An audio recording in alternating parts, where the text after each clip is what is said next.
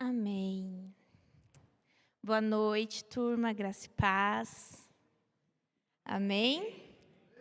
Que bom ver os rostinhos de vocês aqui hoje, ver cada um de vocês. Meu coração se alegra em ver essa turminha crescendo, cada sábado, rostinhos diferentes. E aqueles que nos visitam pela primeira vez, sejam muito bem-vindos, quero que vocês se sintam em casa.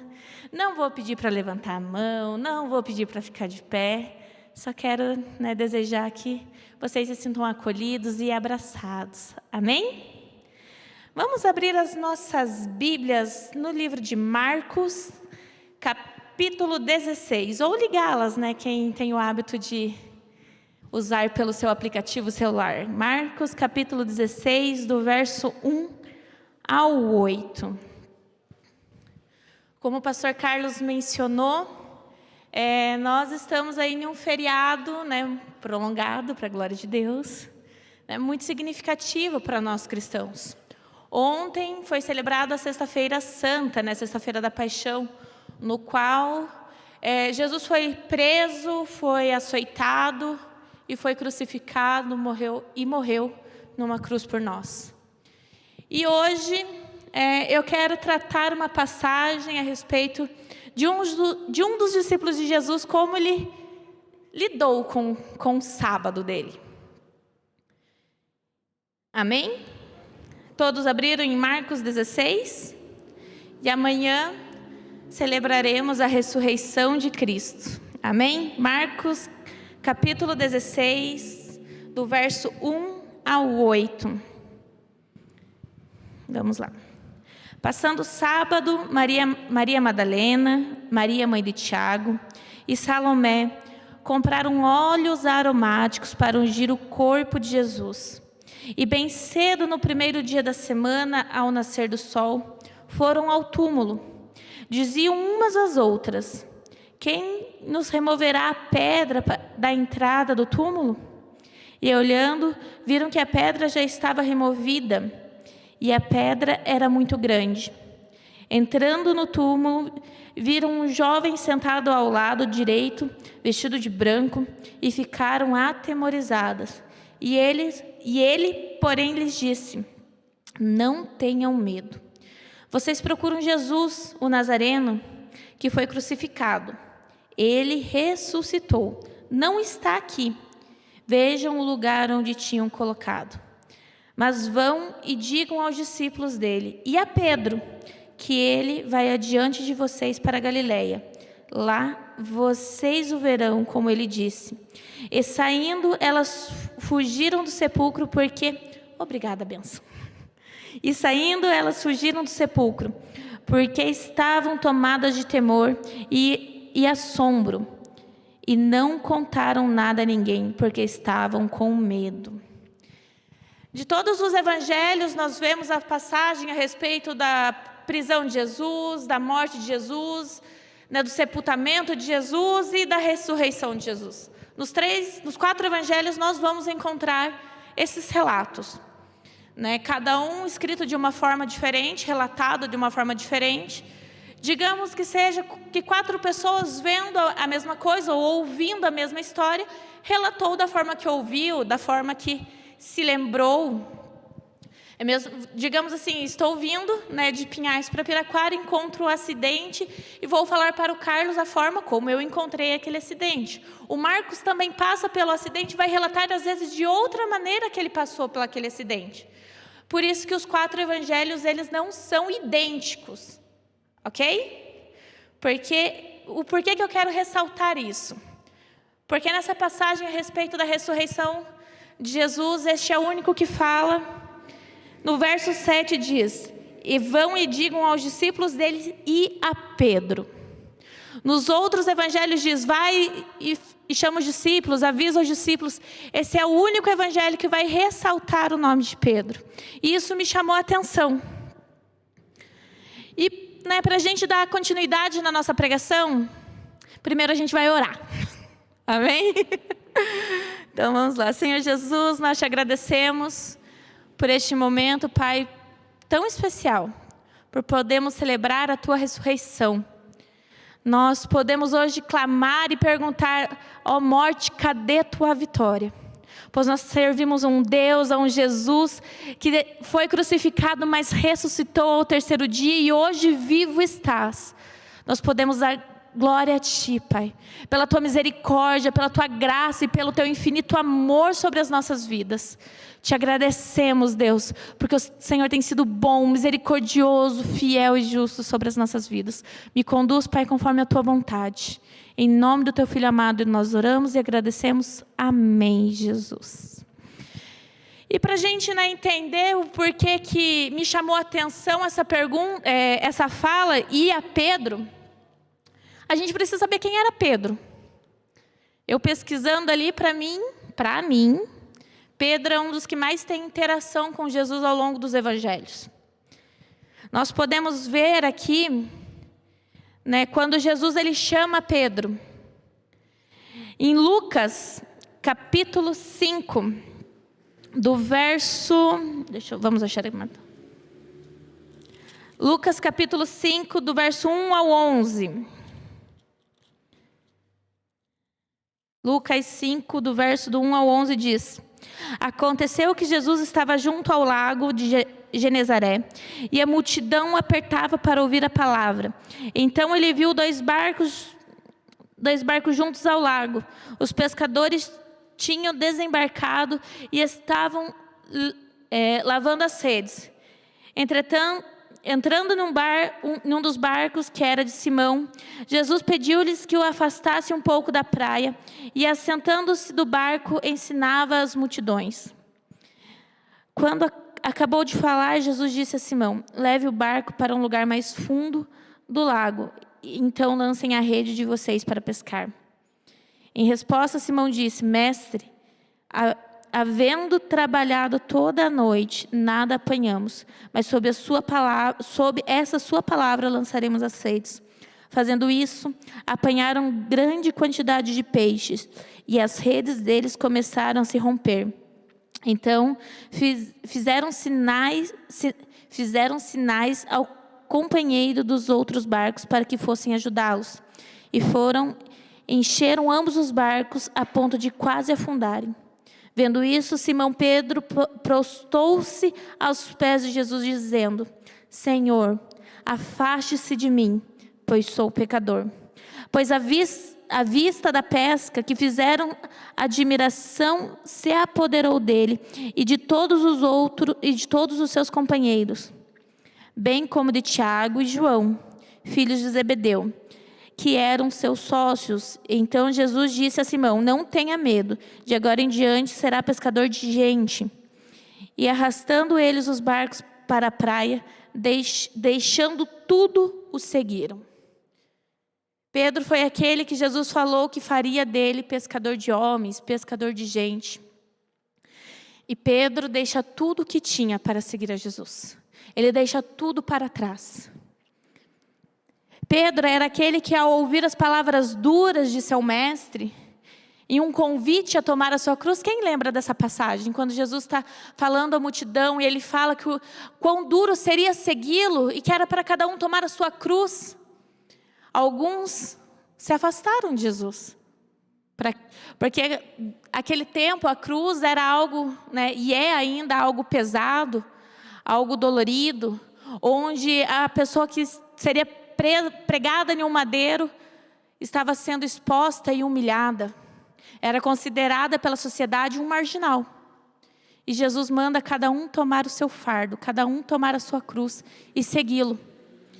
Isso quer dizer que a trajetória de seguir a Jesus seria uma trajetória difícil, uma trajetória pesada. E Pedro, ele olha para Jesus e Jesus fala assim: vocês querem ir também? Podem ir embora. Pedro olha Jesus e fala: mas para onde iremos, se só tu tens as palavras de vida eterna? Isso a gente encontra lá em João, capítulo 6, do verso 60 até o 69. Onde Jesus ele dá esse sermão de forma dura. E Pedro responde a Jesus: para onde nós iremos, se só tu tens as palavras de vida eterna? O verso 68, se quiser colocar. Mateus 6, 68. Simão Pedro respondeu ao Senhor: para quem iremos? O Senhor tem as palavras de vida eterna. Pedro era aquele que, quando Jesus pergunta aos discípulos quem o povo dizia que Jesus era, quando Jesus pergunta isso aos discípulos, ele fala: quem vocês dizem que eu sou? A gente pode abrir, por favor, lá em Lucas 9, 18 ao 22. Lucas 9, 18 ao 22. E aconteceu que, enquanto Jesus estava orando, em particular, achavam-se presentes os discípulos a quem perguntou: quem a multidão dizem que eu sou? Eles responderam: um dizes que é João Batista, outros dizem que é Elias, e ainda outros dizem que é um dos antigos profetas que ressuscitou. Então Jesus perguntou: e vocês? Quem dizes que eu sou? Respondendo Pedro, disse: o Cristo de Deus. Jesus, porém, advertindo-os, mandou que ninguém declarasse tal coisa, dizendo: é necessário que o Filho do Homem sofra muitas coisas, seja rejeitado pelos anciãos, pelos principais sacerdotes e pelos escribas, seja morto e no terceiro dia ressuscite. Pedro é aquele que fala: tu és o Cristo, tu és o Filho do Deus vivo. Pelos relatos dos evangelhos, Pedro é o primeiro a assumir a messianidade de Jesus. Cristo, para quem não sabe, não é um sobrenome, tá? Cristo é um título dado. Então, Jesus Cristo não é nome e sobrenome, galera. Jesus Cristo é Jesus, o Cristo, né? Que é um título do Messias. Pedro é aquele que é repreendido por Jesus e alertado. É aquele que durante a prisão de Jesus mostrou-se ainda na carne, cortando a orelha de Malco. Pedro é aquele que, mesmo reconhecendo a messianidade de Jesus, é aquele que, mesmo falando para Jesus: só tu tens as palavras de vida eterna, para onde eu vou? É aquele que deixou tudo de lado, ainda assim, muitas vezes agia na sua carne, com seu temperamento sanguíneo, e foi repreendido e alertado por Jesus do que ele faria. Nós podemos ver isso no capítulo de João, em João 18, verso 10. Né? Pedro, ele era sanguíneo, ele agia muitas vezes com seu temperamento, sem colocar os parafusos para funcionar. É aquele que, um pouco antes da crucificação de Cristo, durante a sua prisão, é aquele que negou ao Senhor. E nós podemos ver isso no relato de Marcos, capítulo 14, 66 até o 72. Pedro, ele foi alertado por Jesus. Quando Jesus começa a falar de sua crucificação, que convinha a ele sofrer, Pedro, ele fala: não, o Senhor não vai sofrer não. Se vierem matar o Senhor, se vierem pegar o Senhor, a gente vai para cima. A gente não vai deixar com que isso aconteça.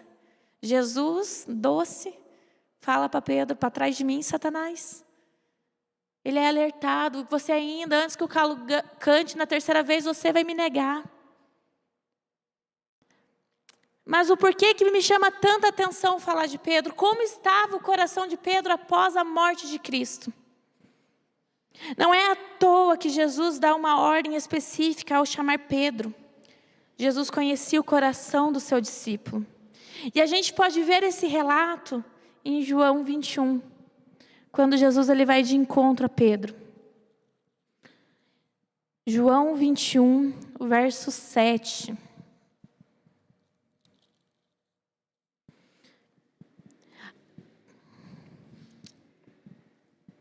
Eu vou ler o 21 inteiro aqui até o verso 14. Depois disso, Jesus se manifestou outra vez. Então, Jesus já tinha se manifestado, aos discípulos de Emaús, já tinha feito algumas aparições aos seus discípulos e também a Tomé. E logo disso, Jesus se manifestou outra vez. Os discípulos, vamos ler aqui. Depois disso, Jesus se manifestou outra vez aos discípulos junto ao mar de Tiberíades. Foi assim que ele se manifestou. Estavam juntos Simão, Pedro, Tomé, chamado Dídimo, Natanael, que era de Caná da Galileia, os filhos de Zebedeu, e mais 2 discípulos de Jesus. Simão Pedro disse aos outros: vou pescar. Os outros responderam: nós também vamos com você. Foram e entraram no barco, mas naquela noite não pegaram nada. Ao romper do dia, Jesus estava na praia, mas os discípulos não reconheceram que era ele. Jesus perguntou: filhos, será que vocês têm alguma coisa aí para comer? E eles responderam: não. Então Jesus disse: joguem a rede à direita do barco e vocês acharão. Assim fizeram e já não podiam puxar a rede de tão grande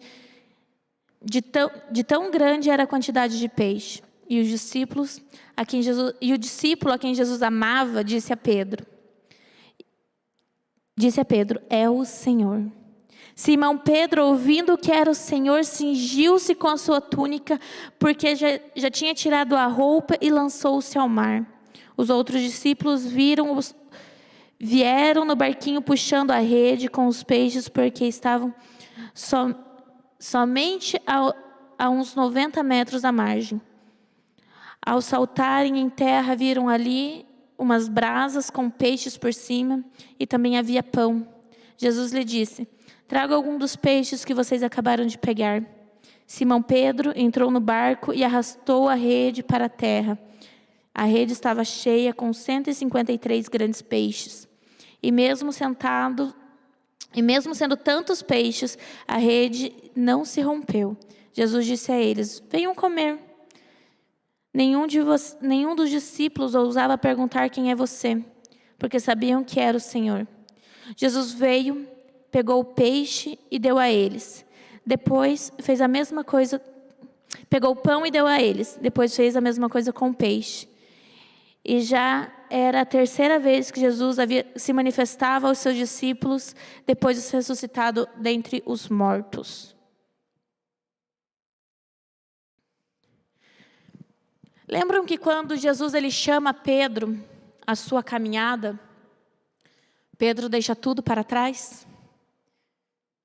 Quando Jesus fala a Pedro: você será pescador de gente, Pedro deixa o seu barco, a sua rede e sai caminhar com Jesus. Pedro deixa tudo para trás. Após a morte de Cristo, Pedro se vê às vezes sem esperança. Pedro ainda não tinha sido capaz de entender o que Cristo tinha passado. Pedro talvez nem se lembrasse da promessa da ressurreição. Encontramos um Pedro que volta, talvez à sua velha natureza, com um coração talvez desesperançoso. Ele foi atrás de tudo aquilo que ele tinha deixado. E eu não faço ideia do que você já deixou para seguir a Cristo. Talvez tão novos, não sei pelo que vocês já passaram. Eu não faço ideia de como foi o chamado de vocês para estar na presença de Cristo, para caminhar com Ele. Mas muitas vezes a nossa natureza nos leva a querer voltar. Voltar a velhos hábitos. Voltar a pescar. Esquecemos daquela promessa que o Senhor nos fez quando nos resgatou. Porque nós fomos resgatados. Nós fomos resgatados do pecado, nós fomos resgatados de uma vida de sofrimento e também nós fomos resgatados de uma eternidade no inferno. Nós fomos resgatados por Cristo. A sua cruz nos resgatou. A sua morte na cruz foi o que nos trouxe vida. Pedro provavelmente estava envergonhado. Nós vemos aqui no versículo 7 que diz que cingiu-se com a túnica porque já tinha tirado as roupas e lançou-se ao mar. Eu imagino que ao avistar Jesus na beira da praia, na areia, preparando ali um churrasquinho de peixe, eu imagino que Pedro, ao olhar para Cristo, sente vergonha. Sente vergonha por tê-lo negado. Sente vergonha do que ele fez. Sente vergonha por ter voltado a quem ele era antes de Cristo. Pedro provavelmente estava com o coração tomado, talvez, de frustração. Nós vemos na passagem quando ele decepa a orelha de Malco, né, durante a prisão de Jesus, nós vemos um Pedro que queria guerrear. O Pedro que muitas vezes entendia e achava que o reino de Cristo, aquele reino que ele prometia, seria um reino físico. Talvez que Jesus fosse chegar ao poder e retirar Pilatos e fosse assumir Jerusalém a partir dali. Talvez nós encontramos ali um Pedro frustrado com as expectativas que ele tinha criado consigo mesmo e não entendido a mensagem de Jesus ao longo desses 3 anos de caminhada. Pedro tinha tomado tudo para si, tudo aquilo que havia deixado para seguir a Jesus.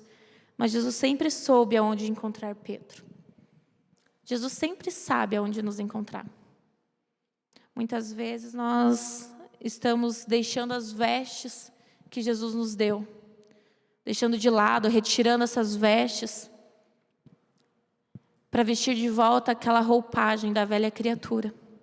Muitas vezes nós nos frustramos com a igreja, porque a igreja não me viu direito, porque a igreja não soube me entender, porque o pastor não soube me ouvir, porque nós sempre temos um motivo, muitas vezes, que nos frustra e nós queremos sair e abandonar tudo e assumir de volta aquela roupagem.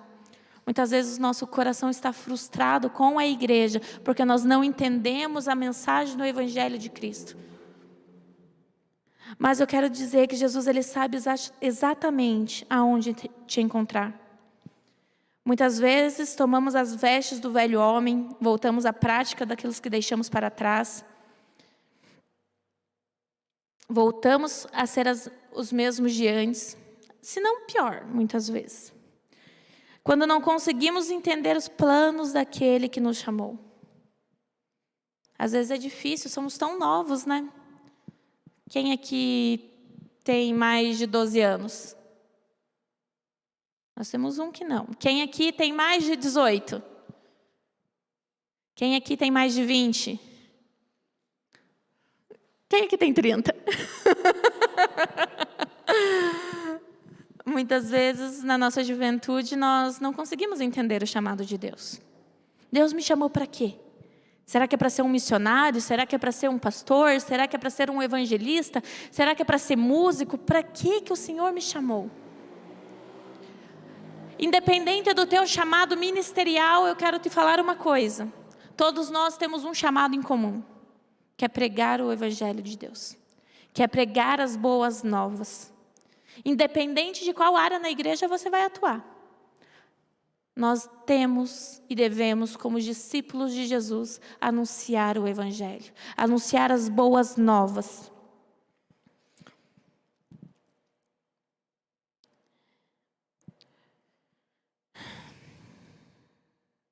Muitas vezes nós, na nossa imaturidade espiritual, deixamos de ter fé naquele que foi crucificado em um madeiro.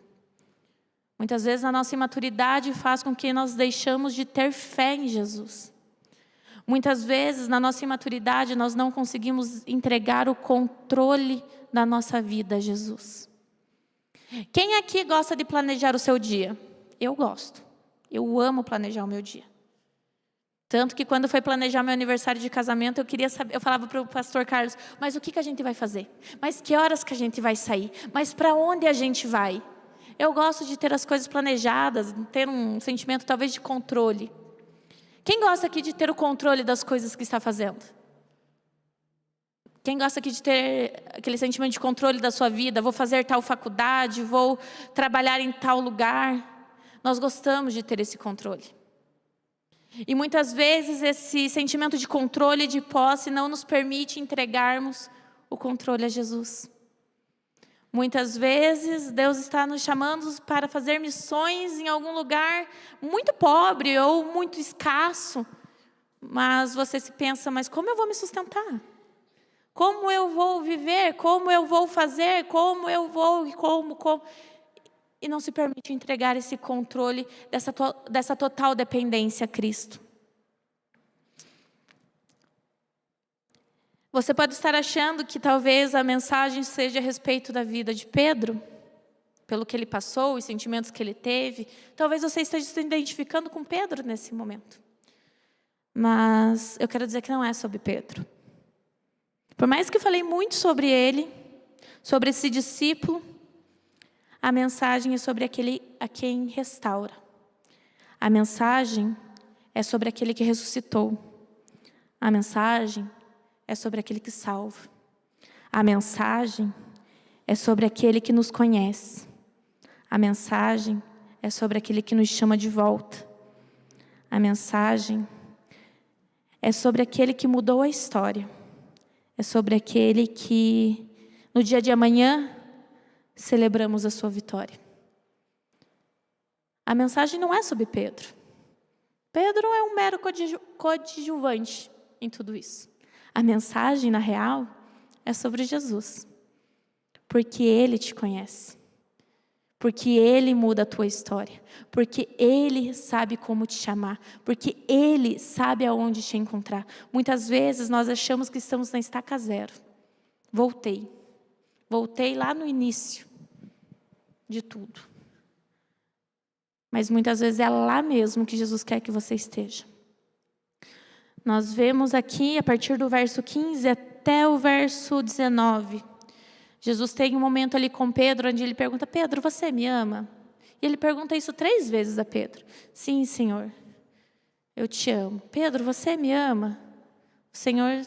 E no último que ele fala, o Senhor sabe de todas as coisas. Jesus, ele restaura o coração de Pedro. Jesus restaura o chamado de Pedro. Jesus fala: se você me ama, então apacenta as minhas ovelhas. E muitas vezes nós só queremos ouvir essa voz de Jesus nos chamar de volta. Eu não sei vocês, mas eu já fui chamada por mais de uma vez. Por mais de uma vez eu já regredi, vesti as minhas velhas roupagens, e Jesus foi lá e me chamou de volta. Hoje eu entendo 1% do que Ele tem para a minha vida. Ainda tem muita coisa para entender desse Deus. Mas Ele nos chama de volta. Eu não sei como foi a tua conversão. Você se lembra da tua conversão? De como foi?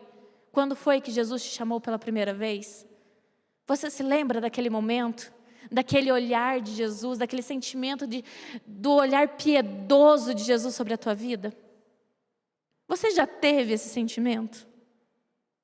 De Jesus te chamar, do teu coração arder, porque você consegue ouvir a voz dele audivelmente chamando o teu nome? Faz tempo que você escutou essa voz de Cristo. Talvez nessa noite Ele possa estar te chamando de volta.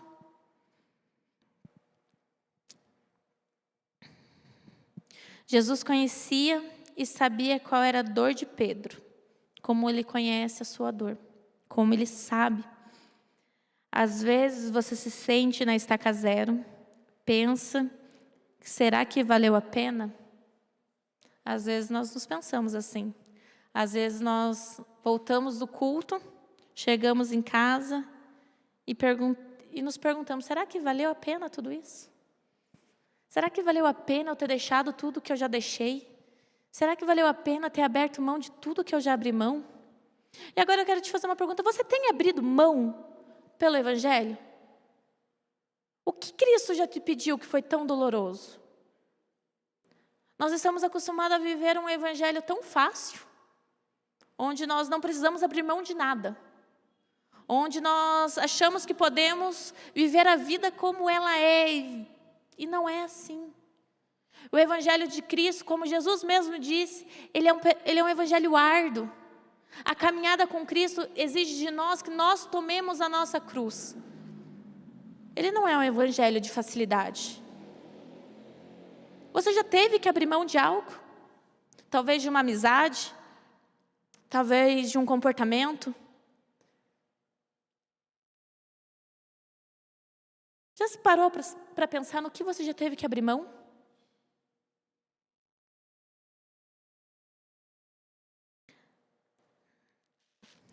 Vou te dizer uma coisa. Você está aqui hoje, não é por um mero convite. Não é porque te deu vontade. Vou lá, não estou fazendo nada. Estou de boa, estou em casa. A série que eu gosto já terminou, já acabou. Vou lá dar um rolê, dar um peão, como dizem por aí. Não tem nada para fazer, vou na igreja. Mas eu quero te dizer que se você está aqui, não é por tua escolha. É porque Ele tem te chamado.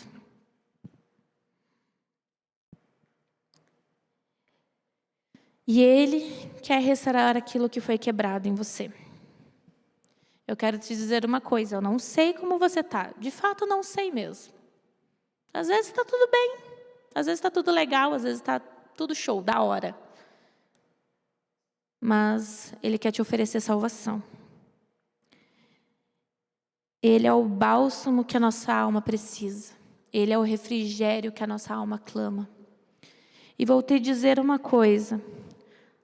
A humanidade está fadada à autodestruição.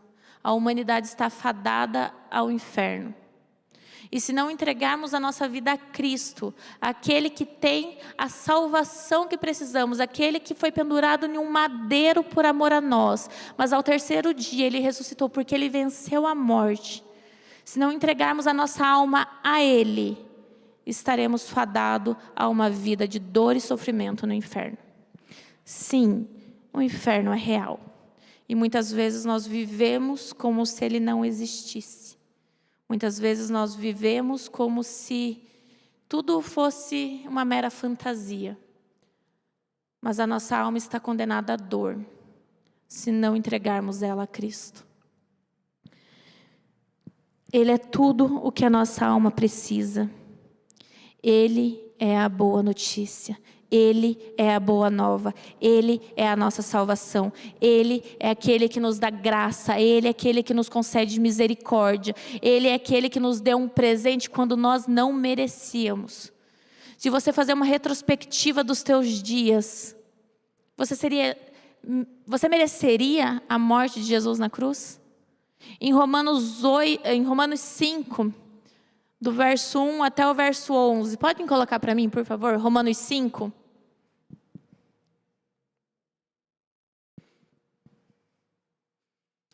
Justificado, pois, mediante a fé, temos a paz com Deus por meio de nosso Senhor Jesus Cristo, pelo qual obtivemos também acesso pela fé a esta graça na qual estamos firmes e nos gloriamos na esperança da glória de Deus. E não somente isso, mas também nos gloriamos nas tribulações, sabendo que a tribulação produz perseverança. A perseverança produz experiência e a experiência produz esperança. Ora, a esperança não nos deixa decepcionados, porque o amor de Deus é derramado em nosso coração pelo Espírito Santo que nos foi dado. Porque Cristo, quando nós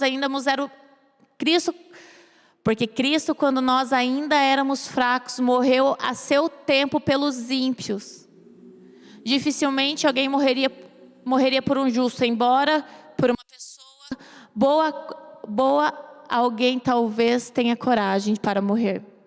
Mas Deus prova o seu próprio amor para conosco pelo fato de Cristo ter morrido por nós enquanto ainda éramos pecadores. Logo, muito mais agora, sendo justificados pelo seu sangue, seremos por ele salvos da ira. Porque se nós, enquanto inimigos de Deus, fomos reconciliados com Deus, mediante a morte do seu Filho, muito mais estamos já reconciliados, seremos salvos pela sua vida. E não apenas isso, mas também nos gloriamos em Deus, porque em meio do nosso Senhor Jesus Cristo, mediante a qual recebemos agora a reconciliação. Dificilmente alguém morreria por uma pessoa boa, por um justo. Talvez tenha coragem. A pessoa é boazinha, vou aqui me enfiar na frente de uma bala por ela. Talvez valha a pena.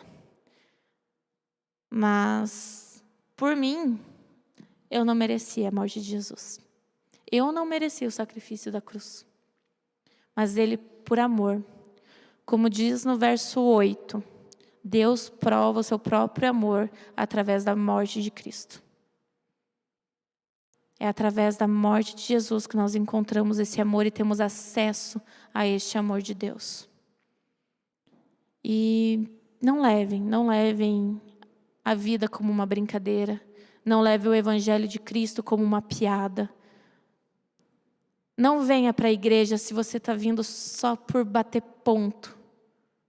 Faça isso por amor a Cristo, por amor àquele que te amou ao ponto de morrer por você. Não venha para cá como se nada disso fosse real. Porque é real. A morte de Cristo foi real. A sua crucificação foi dolorida. Eu não sei se todos aqui já tiveram a coragem de assistir o filme A Paixão de Cristo. Muita gente não gosta. Ele é um dos filmes mais pesados que já foi feito a respeito da crucificação. Provavelmente vai passar amanhã por volta do meio-dia. Talvez na Globo, né? Ou na RIC, que é TV de crente. Na Record. Mas foi uma morte pesada. Foi uma morte dolorida. Jesus, ele foi transpassado por uma lança para saber se ainda respirava. Nós não merecíamos tal ato, tal prova de amor. E eu quero fazer esse convite a você hoje, para aquele que ainda não entregou a sua vida a Jesus. Se nós continuarmos lendo os sinais aqui dos evangelhos a respeito da ressurreição de Cristo e o chamado e a grande comissão que viria de vir, em uma dessas passagens vai dizer: e todo aquele que crer e for batizado será salvo, e aquele que não crer será condenado. Creia na cruz de Cristo. Creia nesse Jesus que morreu por você. Quem quiser ser batizado, estamos aí preparando as classes de discipulado, estamos preparando discipuladores.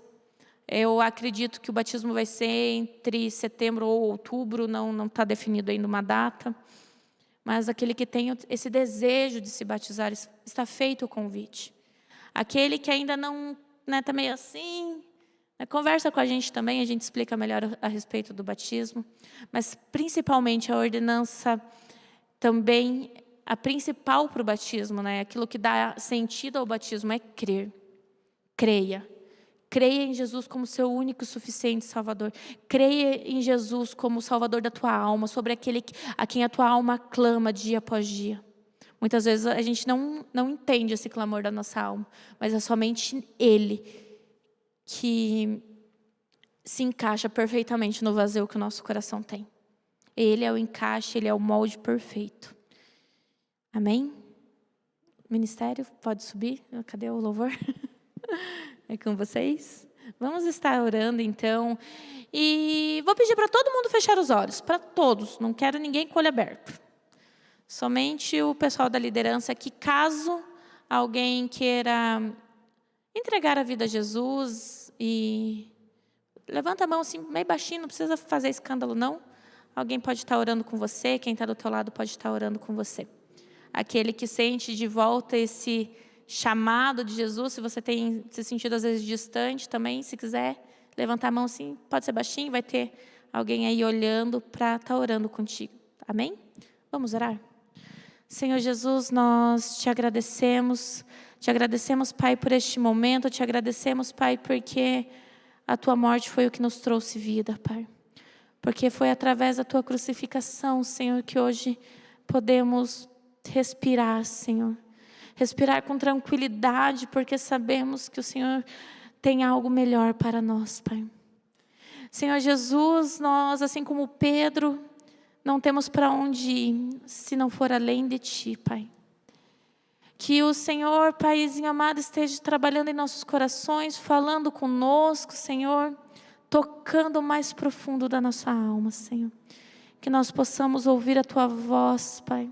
Que nós possamos olhar para o horizonte e ver Jesus e Te ver, Senhor. Talvez preparando um banquete para nós, talvez nos esperando com os braços abertos. Paizinho amado, que nós possamos ouvir a Tua voz, que nós possamos, Pai, nos derramar aos Teus pés e ouvir a Tua voz. Paizinho amado, nós estamos aqui com o coração hoje quebrantado, contrito diante da Tua presença, clamando a Ti, Pai, pelo Teu renovo, pela Tua misericórdia. Paizinho amado, trata o nosso coração, traz o bálsamo, Pai, que precisamos. Cura, Pai, essas feridas que muitas vezes, Pai, nós nos frustramos e nos machucamos. Que possamos ter, Paizinho amado, maturidade para entender a beleza do Evangelho. Que nós possamos, Pai, ter maturidade para entender, Pai, a beleza do Teu reino. Que as nossas frustrações, Paizinho amado, venham ser amaciadas pela Tua voz. Que nós possamos enxergar em Ti o conforto, Pai, que nós precisamos. Muitas vezes a nossa caminhada, aquilo que deixamos para trás, muitas vezes vai nos causar dor. Mas o que deixamos para trás, Pai, vai ser recompensado por aquilo que está a vir, Senhor, o que é o Teu melhor. Que aquilo que ficou para trás, Pai, deixe de fazer falta, porque nós temos um Cristo que supre as nossas necessidades, um Cristo, Pai, no qual somos totalmente dependentes e dependentes deste amor, Senhor. Que possamos, Pai, viver em completa dependência de Ti. Que possamos ouvir a Tua voz, Pai, nos chamando e nos chamando e nos chamando, Senhor. Que o nosso coração volte a arder, Senhor, pela Tua presença. Que o nosso coração, Pai, volte a queimar pela Tua presença, por estar pertinho de Ti, Pai. Por podermos, Paizinho amado, nos ajoelharmos e chorarmos aos Teus pés, Senhor. Que nós possamos ficar pertinho de Ti, Senhor. Nós damos glórias e glórias a Ti, Pai, porque o Senhor morreu, Senhor, numa cruz, mas o Senhor venceu a morte. Senhor, hoje o Senhor vivo estás. O Senhor é a boa nova na qual nós devemos anunciar. O Teu reino, Senhor, é a boa notícia, é a notícia de salvação, é a notícia de liberdade, é a notícia de cura, Senhor, porque o Senhor tem algo melhor para nós. E nós agradecemos, Pai, a Ti. Nós agradecemos pela Tua misericórdia. Nós agradecemos pela Tua abundante graça nas nossas vidas. Porque o Senhor não nos desampara.